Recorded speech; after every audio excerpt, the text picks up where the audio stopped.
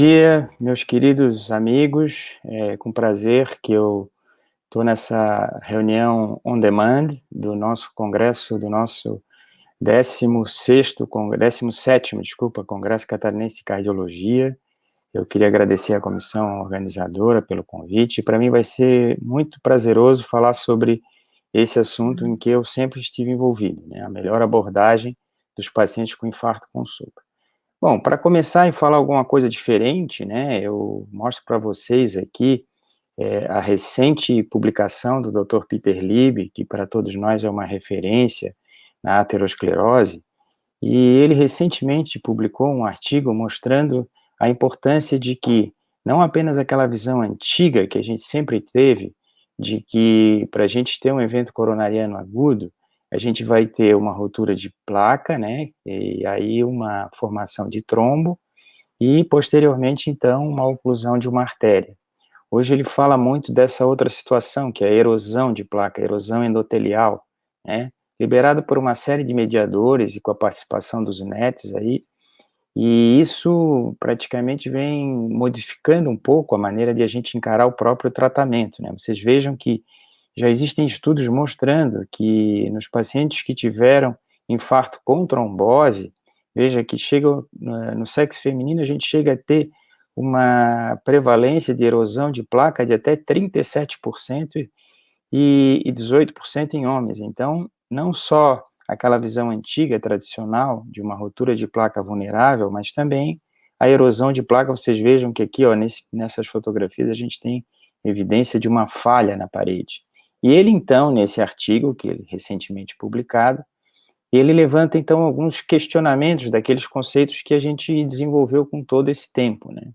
Quer dizer, hoje, a doença coronariana está acontecendo muito mais, além de acontecer naquela população já tradicional, está acontecendo também em mulheres, em indivíduos mais jovens, ou indivíduos muito idosos, né? E a inflamação tem um link direto com a dislipidemia e com os outros fatores da aterosclerose, mas ela não é o único elemento importante nesse processo. E o triglicerídeo, ele pode participar casualmente, né, como causa da aterosclerose, e o conceito tradicional que ele mesmo, né, que o Dr. Peter Lieb sempre criou de placa vulnerável, hoje ele já não, vamos assim dizer, não atende a todas as nossas expectativas para a explicação do processo aterosclerótico, mas existe também, como a gente mostrou aqui, a erosão superficial e aumenta a causa também de trombose arterial. Aqui o modelo tradicional, esse slide eu tirei de um artigo publicado no New England de revisão, né? Mas basicamente o que a gente vai comentar aqui com os senhores é isso aqui, né? Então é um paciente com uma síndrome coronariana aguda com supra, em que nós temos placa e temos trombo associado, gerando um supradesnivelamento, é o que a gente chama infarto tipo 1. E então, dentro dessa fisiopatologia, a gente está envolvendo tanto a aterosclerose quanto a trombose, um termo que a gente chama de aterotrombose, que é uma doença sistêmica, que reduz muito a expectativa de vida, que é a principal causa de mortalidade a nível mundial. E a gente tem que lembrar do risco residual, quer dizer, quem teve um infarto, ele tem 5 a 7 vezes mais chances de ter de ter uma recorrência desse infarto, e de 3 a 4 vezes mais chances de ter um AVC. Então, a gente resolver ir dar alta para esse paciente simplesmente não quer dizer que a gente está com a vida resolvida desse paciente. Uma outra questão que tem sido levantado com muita frequência ultimamente é o infarto com supra nos pacientes internados por outra razão. Então, geralmente pós-síndrome, às vezes interna com síndrome sem supra, interna para uma cirurgia ou com insuficiência respiratória, ou para uma intervenção coronariana percutânea e desenvolve o quadro de infarto com supra, e geralmente é um paciente que é mais frequente nas mulheres, mais frequente de novo nos idosos, mais comum em hipertensos, em pacientes que já têm disfunção renal ou isquemia cerebral, ou seja, é uma população de pacientes mais graves, né? Tem geralmente um tempo de início mais longo para ser reconhecido, então geralmente a gente demora mais tempo, mesmo esse paciente já estando internado. E a mortalidade, vocês vejam, que uma mortalidade esperada para aquele doente que vem de uma emergência normal, que é de 9,4%, essa mortalidade passa para 16,9%. Então, Paciente internado, a gente tem que cuidar, porque quando ele tiver algum sintoma suspeito, a gente tem que estar atento para pensar que esse paciente também pode infartar. E aqui eu não poderia deixar de mostrar para os senhores, meio que en passant, não vamos ter muito tempo para discutir, a síndrome, né, do SARS-CoV-2, que na verdade é uma causa importante, tanto de um processo inflamatório, de repente levando a uma miocardite, mas também, além da inflamação, estimulando a nível endotelial, disfunção microvascular e macrovascular, levando à instabilidade e ruptura de placa e a síndrome coronariana aguda. Então, é uma outra doença que a gente é obrigado a ficar sempre preocupado com isso. Tanto que se criou já algoritmos específicos baseados na troponina, naqueles casos em que a gente não tem, para tentar definir o paciente que realmente teve infarto nessa circunstância. Se ele tem evidência de uma isquemia aguda, junto com um aumento e uma queda da troponina, uma curva, esse paciente teve um desequilíbrio entre a oferta e a procura. Se ele tem aterotrombose, esse paciente, então, é um infarto tipo 1, que novamente a gente vai discutir aqui rapidamente. Vocês vejam que existem todas essas possibilidades eletrocardiográficas. Veja que aqui é o clássico, né, do convencional do infarto com supra, mas a gente tem que lembrar que tem a síndrome de Winter, temos o infarto posterior, tem o sinal de Wellens, né, o sinal tipo A, tipo B. Nós também temos alguns critérios, no caso de a gente ter pacientes com bloqueio de ramo, que a gente pode nos ajudar a definir um paciente com supra e a gente não perder tempo no atendimento desses pacientes. E na síndrome coronariana, na última diretriz europeia de síndrome coronariana, foi muito bem lembrado que nessas situações específicas aqui, como um bloqueio de ramo novo, o paciente com marca-passo, paciente com ondas T hiperagudas, paciente com depressão isolada nas derivações anteriores, ou com depressão do ST universal, nesses pacientes, se eles estiverem dentro de uma evidência de isquemia aguda, esse paciente deve ser levado imediatamente para a intervenção.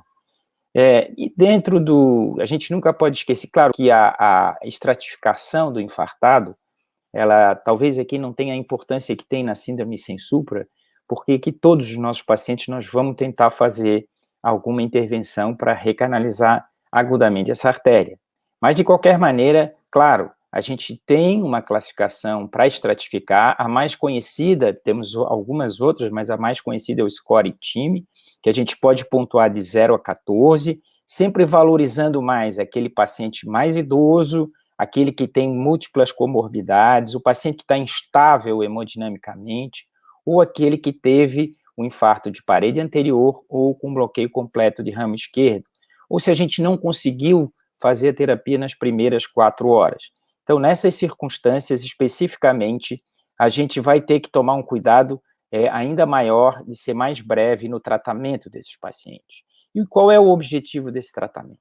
O objetivo é aliviar a dor isquêmica, avaliar o estado hemodinâmico e corrigir as anormalidades presentes, iniciar terapia de reperfusão, seja com angioplastia primária, seja com trombolítico, que a gente conseguir mais rápido, fazer a terapia antitrombótica para prevenção de retrombose ou trombose de stent, e o uso de beta-bloqueadores para prevenir ou a isquemia ou a arritmia ventricular.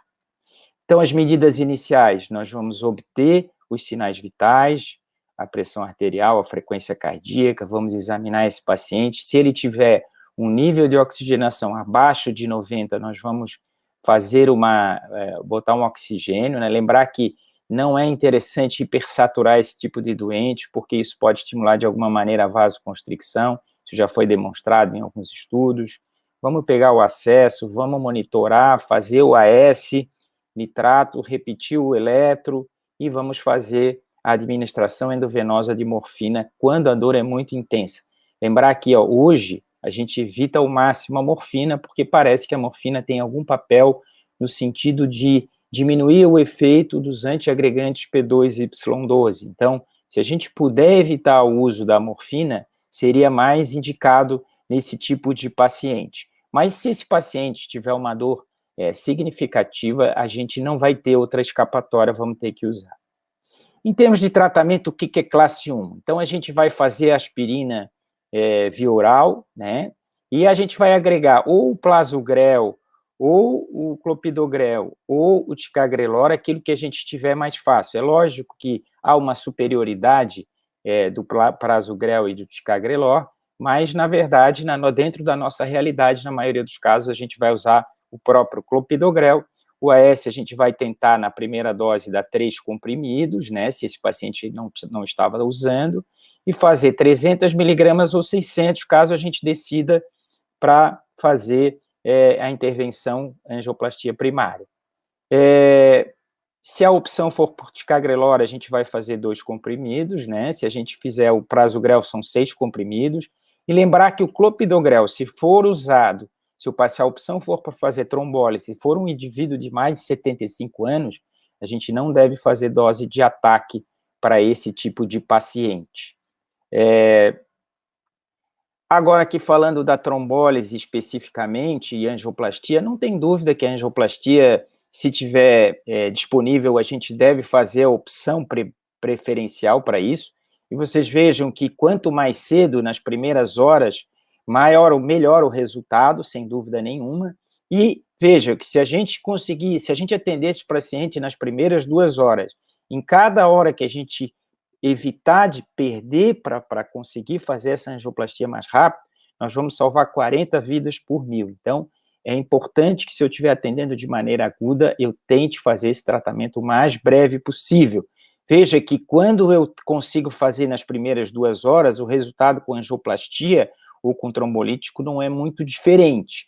Mas a partir da 4ª hora, claro, o trombo fica mais organizado e a angioplastia se torna um tratamento muito mais efetivo do que a trombólise. E tem que sempre lembrar que naquele indivíduo que a gente não reperfundiu, de alguma maneira, veja que a mortalidade na fase aguda chega a 15,5 contra 3,5 nos pacientes em que a gente consegue fazer essa reperfusão precoce. Então, a gente tem que lutar, porque mesmo com o recurso que a gente tem hoje, a gente vai reduzir muito o benefício do paciente. Veja que aqui é o estudo clássico, o STREAM, que mostrou que se a gente consegue fazer a angioplastia, a trombólise precoce, a gente tem um grau de benefício muito importante. Tanto que, de uma maneira geral, as diretrizes internacionais definem que se eu estou num hospital que consigo fazer angioplastia primária, eu tenho que fazer imediatamente, preferência com menos de 60 minutos de perda de tempo. Se eu não estou num hospital, e se eu vou levar mais de 120 minutos para chegar nesse hospital que tem hemodinâmica, eu devo preferir, então, fazer a fibrinólise imediata, e se essa fibrinólise tiver sucesso, eu mando para o hospital de referência entre 3 e 24 horas para fazer a angiografia. E se essa fibrinólise não teve sucesso, ele deve ser mandado imediatamente para o centro de referência para tentar fazer uma angioplastia de resgate. Em termos de tratamento do restante, o que é importante a gente focalizar?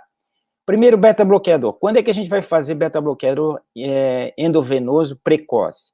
Só naquele paciente que vai fazer angioplastia, que não tem contraindicação, que não está com sinais de insuficiência cardíaca, ou que tem uma pressão sistólica pelo menos de 120 milímetros de mercúrio. E deve ser evitado, é claro, que se o paciente estiver hipotenso, se ele tiver insuficiência cardíaca aguda, se ele estiver bloqueado, ou bradicardia severa. E nos pacientes, em geral, a gente deve tentar fazer o beta-bloqueador em todos os pacientes que já têm algum grau de insuficiência cardíaca ou que tem fração abaixo de 40%. E de rotina, vejam que de rotina, fazer beta-bloqueador para todos os pacientes é uma indicação 2A e praticamente todos nós, vamos assim dizer, acolhemos essa indicação. A terapia, em termos de manutenção antitrombótica, de estratégia após o infarto agudo do miocárdio. Então, o antiplaquetário deveria ser a aspirina em dose baixa, né, indicação nível 1, fazer a dupla antiagregação de preferência com ticagrelor ou prasugrel ou clopidogrel na nossa possibilidade. É recomendado por 12 meses após a angioplastia, se não houver uma contraindicação ou um risco de sangramento elevado. Naqueles pacientes com risco de sangramento gastrointestinal importante, a gente deve associar um inibidor de bomba, e naqueles pacientes em que tem indicação para usar anticoagulação oral, a gente tem que respeitar essa indicação e, pelo menos, pelo maior tempo possível. Tá? O que seria a indicação 2A?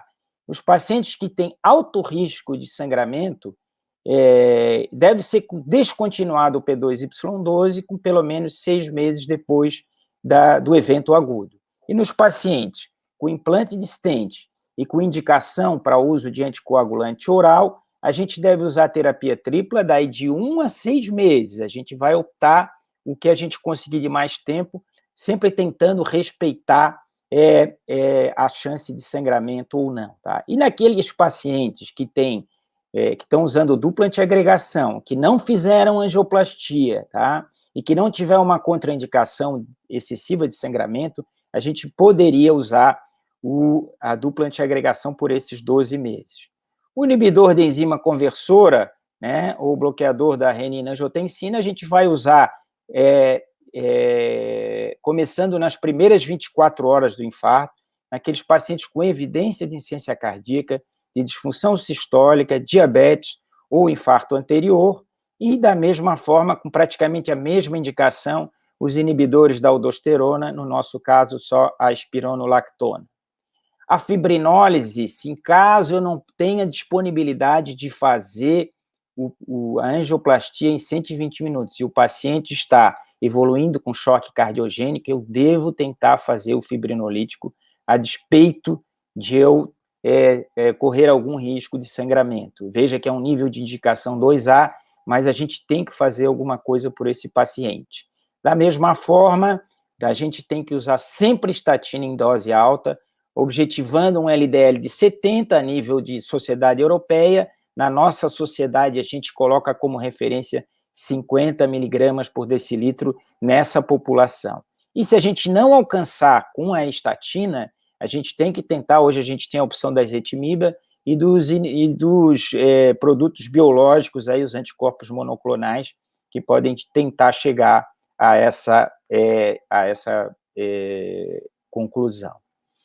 Em relação ao tratamento ideal do infarto, eu queria concluir com os senhores que o atendimento, o fundamental é um atendimento diferenciado para dor torácica. Então, esse paciente que tem dor torácica na emergência, ele precisa ser atendido separadamente em relação aos outros de uma emergência geral. A gente tem que utilizar corretamente as orientações das diretrizes. A angioplastia primária, se as condições são adequadas de tempo e treinamento do grupo. A trombólise farmacológica no hospital de primeiro atendimento e, após, então, a gente vai transferir esse paciente para fazer uma angioplastia. A transferência para a angioplastia primária somente em situações especiais. Então, se a gente perder muito tempo, a gente tem que fazer o trombolítico. E qual seria, então, a receita do coronariano? O que ele vai ganhar de receita na hora da alta? Então, ele vai ganhar o AS 100 miligramas, o clopidogrel 75 miligramas, como opção, o ticagrelor 90 duas vezes, ou o prasugrel de 10 miligramas, usar estatina em dose alta, de preferência a atorvastatina de 40 a 80, ou rosuva de 20 a 40, a simvastatina só seria uma opção interessante caso a gente não tenha opção, né, seja um paciente da rede pública.